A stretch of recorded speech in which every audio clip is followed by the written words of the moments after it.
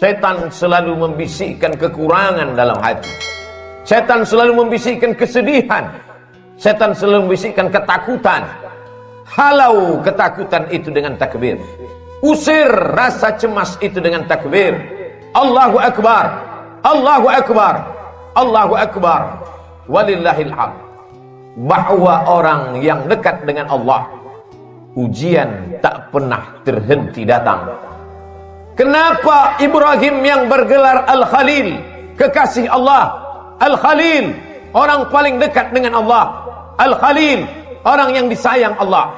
Ngapa ujiannya datang silih berganti? Ujian pertama datang dari seorang ayah yang tidak menyembah Allah. Ya abati, wahai ayahku, mengapa kau jadikan berhala sebagai Tuhan?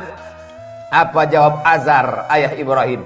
La illam tantahi, kalau kau tidak berhenti menceramahi aku, kalau kau tidak berhenti mendakwahi aku, la arjumannaka, akan ku lempar kau pakai batu sampai mati. Wahjurni maliya, tinggalkan aku untuk selamanya. Tak ada ujian yang paling berat selain berhadapan dengan ayah kandung yang musyrik mempersekutukan Allah. Kasarkah Ibrahim? Tidak. Apa jawab Nabi Ibrahim? Sa'astaghfirulaka rabbi, aku tetap akan memintakan ampun kepada Allah atas dosa-dosamu, hai ayahku. Innahu kana bihafiyya, Allah itu sayang kepadaku, Allah itu cinta kepadaku. Aku akan memintakan ampunannya untukmu. Ini adalah pelajaran bahwa ujian akan datang silih berganti. Ada sebagian orang yang beranggapan kalau dia sudah taubat, kalau dia sudah hijrah, maka hidupnya akan tenang, senang, kenyang, lenang, tak lagi ada ujian. Salah. Hijrah bukan berarti tanpa ujian. Hijrah bukan berarti hidup akan senang, tenang, dan kenyang. Hijrah membuat kita lebih kuat kepada Allah. Bebannya tetap sama, bebannya tetap datang, tapi kekuatan lebih kuat dari sebelumnya. Itulah makna hijrah, itulah makna taubat, itulah makna mendekatkan diri kepada Allah Subhanahu wa taala. Berhadapan dengan keluarga dekat, Ibrahim lulus. Berhadapan dengan musuh-musuh Allah. Ketika mereka berdebat dengan otak, Ibrahim menang. Apa kata Ibrahim alaihissalam? Yang membunuh berhala-berhala kalian, yang memecahkan dan menghancurkan patung-patung ini adalah patung yang paling besar. Nabi Ibrahim sedang mengajak mereka untuk berdebat. Gunakan akal kalian. Selama ini kalian menyembah patung, selama ini kalian menyembah berhala. Hari ini berhala-berhala itu hancur. Kalau kalian mau tahu siapa yang menghancurkannya, fas'aluhu in kanu yantiqun. Tanya berhala yang besar ini. Tanya berhala yang besar. Digantungkan Nabi Ibrahim kampak di leher berhala itu. Biasanya orang kalau sudah kalah berdebat, kalah otak, dia akan main otot, dia akan main kekuasaan, dia akan main jabatan. Mereka kumpulkan kayu-kayu dan batu-batu, lalu diperintahkan oleh penguasa, harriquhu, bakar Ibrahim. Mereka membakar Ibrahim. Saat itu api yang panas berubah, sunnatullah terjadi. Apa kata Allah Subhanahu wa taala? Ya nar, wahai api, kuni bardan, sejuklah, wasalaman, selamat ala Ibrahim. Api yang tabiatnya membakar, saat itu tidak membakar, karena Allah berkata, bardan, sejuklah engkau wahai api. Ibrahim keluar dari api unggun dalam keadaan kedinginan. Andai Allah tidak menutup ayat itu dengan salaman, selamat, mungkin Nabi Ibrahim akan mati kedinginan di dalam api yang panas. Api tak dapat membakar kalau sudah Allah berkuasa. Ini menunjukkan bahwa Ibrahim alaihissalam tetap berhadapan dengan penguasa yang zalim, berhadapan dengan berbagai macam ujian, berhadapan dengan ayah kandung, lulus, berhadapan dengan penguasa yang zalim, lulus. Tapi ada ujian yang lebih berat daripada itu. Ujian kerinduan, ujian kehampaan hati, ujian kekosongan jiwa. Ingin mendengar tangisan anak kecil di dalam rumah, dalam gendong dan pelukan. Berdoa Ibrahim alaihissalam, Rabbi habli minas salihin, berikan aku anak yang saleh, berikan aku anak yang saleh ya Allah. 86 tahun dia berdoa kepada Allah. Begitu disebutkan oleh Imam Abul Fida Ismail Ibnu Katsir dalam tafsir Al-Qur'anil Azim. Adakah hari ini orang yang berdoa, sudah salat, sudah tahajud, sudah berinfak, sudah bersedekah, mengapa Allah tidak mengabulkan doa saya? Mengapa Allah tidak memperkenankannya? Hari ini kisah Nabi Ibrahim mengingatkan kita kembali. Sesungguhnya tak sulit bagi Allah untuk memberikan yang kau cintai, yang kau sayangi, yang kau harap-harapkan. Tapi Allah ingin kau merintih di tengah malam dalam doamu. Allah ingin melihat kau bermunajat dengan tetesan air matamu. Allah ingin kau berdoa. Allah ingin kau berikan segalanya kepada Allah. Allah maha cemburu. Allah tak ingin kau berbagi dengan yang lain. Oleh sebab itu munajat di tengah malam, berdoa kepada Allah. Sesungguhnya Allah ingin meningkatkan derajat, menghapuskan doa, menghapuskan dosa dengan doa-doa dan permintaan seorang hamba. Aqrabu ma yakunul 'abdu min rabbih, seorang hamba paling dekat dengan Allah wa huwa sajid, ketika dia sedang bersujud. Fa aksiru fihi du'a, perbanyaklah doa. Pesan pertama dari kehidupan Nabi Ibrahim, bahwa hidup tak pernah lepas dari ujian. Hari ini kita sedang menghadapi ujian besar. Saudara-saudaraku yang kena PHK, saudara-saudaraku yang kesulitan dalam mencari nafkah, sesungguhnya ujian itu tetap datang silih berganti. Allah hanya ingin melihat perut itu kosong dari materi, sehingga kalau perut kosong, hati penuh, besarkan Allah. Allahu Akbar, Allahu Akbar, Allahu Akbar, walillahil hamd. La ilaha illallah, Allahu Akbar, walillahil hamd. Besarkan Allah dalam hatimu, supaya dunia ini kecil dalam pandangan matamu. Besarkan Allah dalam jiwamu, supaya kau melihat ujian itu kecil. Dunia ini tak sampai setengah sayap nyamuk, saudaraku. Dunia ini tak sampai setengah sayap nyamuk. Oleh sebab itu, man arafat dunia hanan alaih, siapa yang tahu hakikat dunia, maka ringan dunia ini baginya. Allahumma la taj'alid dunya akbar hammina wala mablagha ilmina. Jangan jadikan dunia ini cita-cita terbesar kami, ya Allah. Jangan jadikan dunia ini harga terhadap ilmu kami. Dunia hanyalah jembatan menuju akhirat. Ad-dunya balaghun ilal akhirah. Kalau ditakdirkan Allah, kita masih menikmati dunia ini sampai besok pagi, jadikan dunia ini sebagai amal saleh. Tapi kalau dunia ini hanya berakhir sampai nanti malam, berarti husnuzan. Allah ingin membuat kita berhenti daripada dosa. Itulah mengapa Nabi Ibrahim disebut 4 kali sehari semalam dalam satu salat 2 rakaat. Bagaimana dengan 4 rakaat? Bagaimana dengan yang lain? Bagaimana dengan salat sunat? Kama sallaita ala Ibrahim wa ala ali Ibrahim, kama barakta ala Ibrahim wa ala ali Ibrahim. Supaya kita mengingat ujian kita ini belum ada apa-apanya. Ujian kita ini belum ada sebesar ujung kuku kelingking Ibrahim alaihissalam. Maka ketika kita membandingkan hidup kita dengan Ibrahim, ringanlah terasa. Keluarlah dari mulut alhamdulillah, keluarlah dari mulut subhanallah. Yang keluar bukan caci maki dan sumpah serapah. Pelajaran pertama, bandingkan diri kita dengan ujian Nabi Ibrahim alaihissalam. Pelajaran yang kedua, bahwa tak ada tempat meminta kecuali kepada Allah. Tak ada tempat berharap kecuali kepada Allah. Gantungkan harapan kepada Allah. La ta'khudhuhu sinatun wala naum. Dia tak mengantuk, dia tak tidur. Jangan gantungkan harapan kepada manusia. Hari ini menjadi kawan, besok berubah menjadi lawan. Jangan gantungkan harapan kepada benda. Benda akan binasa. Jangan gantungkan harapan kepada kuasa. Kuasa akan sirna. Gantungkanlah kepada Dia. Siapa Dia? Allah. Adakah Tuhan selain Dia? La ilaha illa huwa. Hidupkah Dia? Dia tidak hanya hidup, Dia maha hidup. Al-Hayyu. Apakah Dia mengatur setiap gerak langkah hidup kita? Al-Qayyum. Dia bukan pabrik kursi yang setelah pabrik kursi mencetak lalu kemudian tidak tahu di mana letak berada. Dia bukan pabrik karpet, setelah karpet dicetak, dijual, tak tahu di mana berada. Dia adalah Allah Al-Qayyum, mengatur kehidupan kita, detak jantung kita, hayunan tangan kita, langkah kaki kita, bisikan yang ada di hati kita. terlintas dalam kepala kita. Dia tahu siapa dia, Allah. Adakah Tuhan selain dia? La ilaha illa huwa. Hidupkah dia? Dia maha hidup. Al-Qayyum, dia mengatur hidup kita. Mengapa cemas? Mengapa takut? Mengapa ngeri? Ada dia yang mengatur segala hidup kita. Kuasakah dia?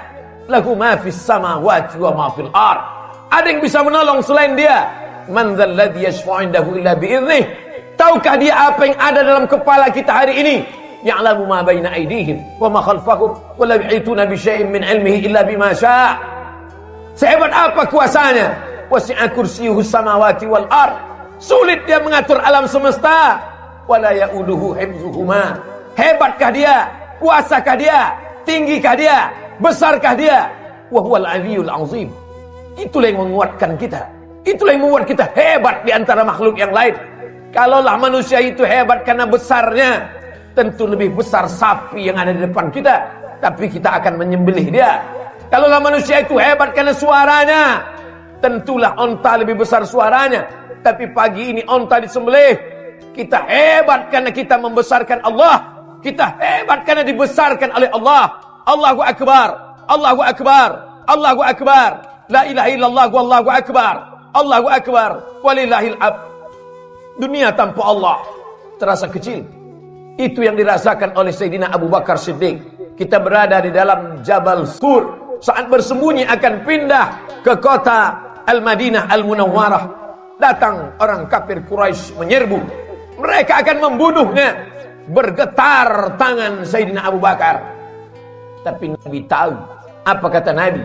La tahzan, jangan sedih. La tahzan, jangan takut. La tahzan, jangan cemas. Innallaha ma'ana. Allah bersama kita. Yakin Allah bersamamu, maka kau terasa besar di hadapan makhluk-makhluk yang lain. Kau bukan apa-apa. Kau hanyalah setumpuk daging busuk yang akan dimakan cacing tanah. Tapi ketika kau besarkan Allah, maka kau ikut menjadi besar. Ketika kau berkata ya Rab, saat itu kau yakin Allah menjagamu. Ketika keluar dari mulutmu ya Rab, saat itu kau yakin Allah memberimu rezeki. Wa ma min dabbatin fil ardi illa 'ala Allah rizquha. Tak ada satupun yang melata di atas muka bumi ini kecuali Allah menjamin rezekinya. Mengapa orang korupsi? Karena takut anak tidak makan. Mengapa orang menjadi nepotisme? Mengapa orang menghalalkan segala cara? Karena takut tidak makan. Orang yang hanya memikirkan perut, maka hakikat dirinya tak jauh lebih kecil daripada yang keluar dari perut. Orang yang hanya memikirkan lambung, maka dia tak lebih besar daripada yang keluar dari lambung. Itulah mengapa Allah menjauhkan otak dari lambung. Otak di atas, lambung di bawah. Supaya kita jangan hanya memikirkan lambung. Tapi hari ini ada manusia yang begitu ketakutan. Kenapa? Karena hanya urusan lambung. Menjegal kawan seiring, menggunting dalam lipatan, menikam dari belakang, musuh dalam selimut. Gara-gara apa? Gara-gara lambung. Atib mat'amak, jaga makananmu, takun mustajabud da'wah, doamu akan dikabulkan Allah.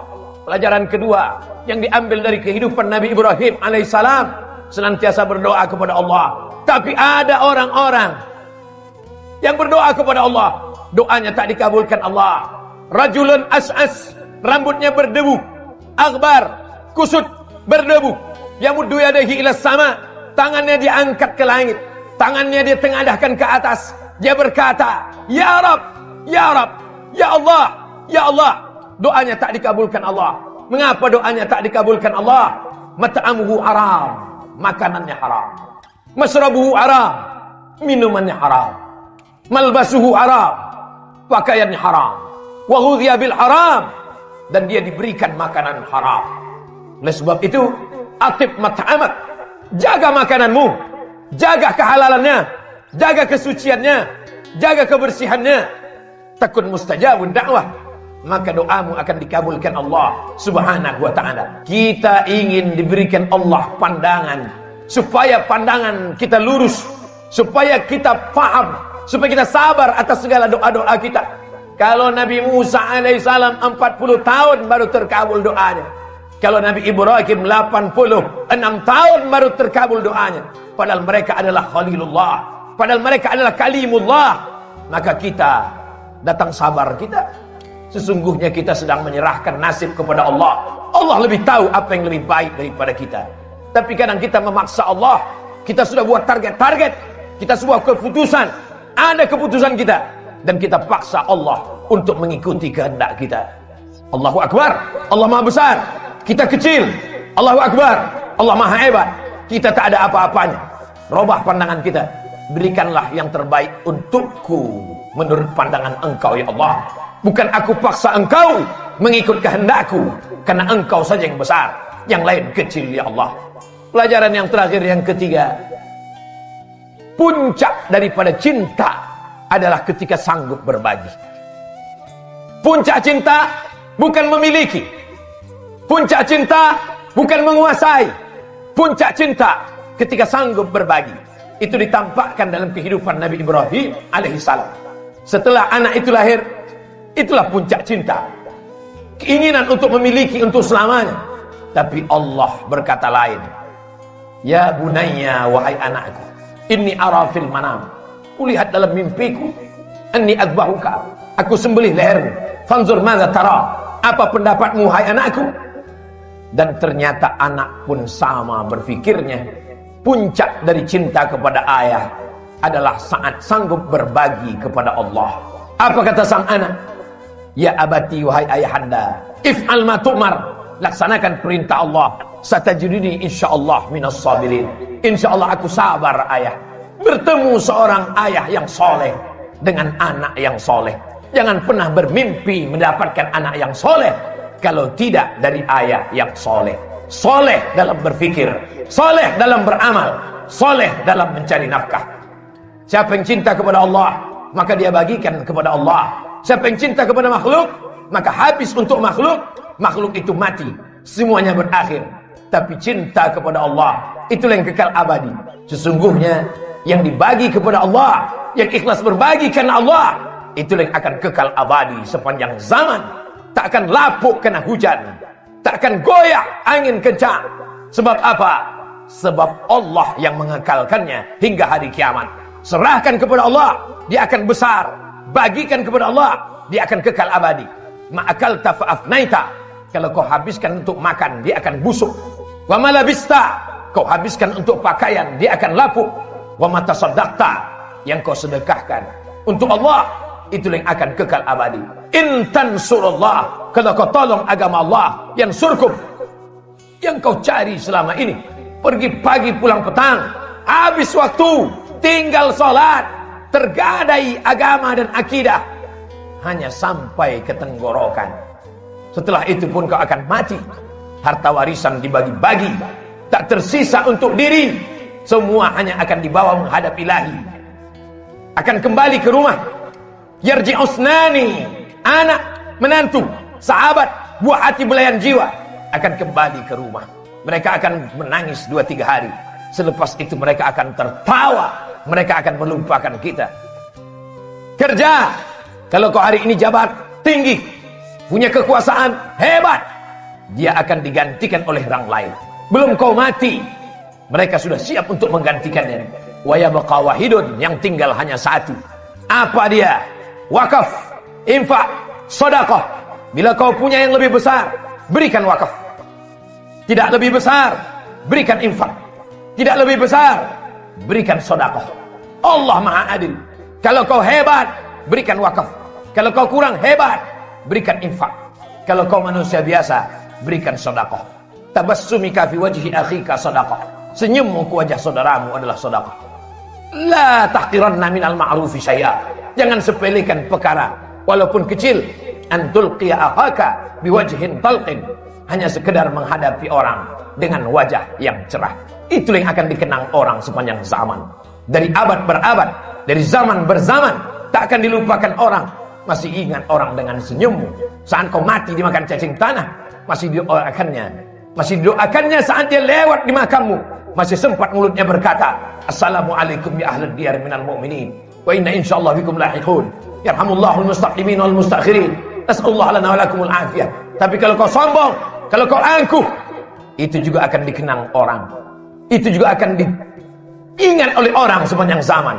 itulah orang yang sombong, itulah orang yang angkuh, itulah orang yang paling merasa tinggi hati. Oleh sebab itu, bukti kau rendah hati kepada Allah, berinfak, berwakaf dan bersedekah.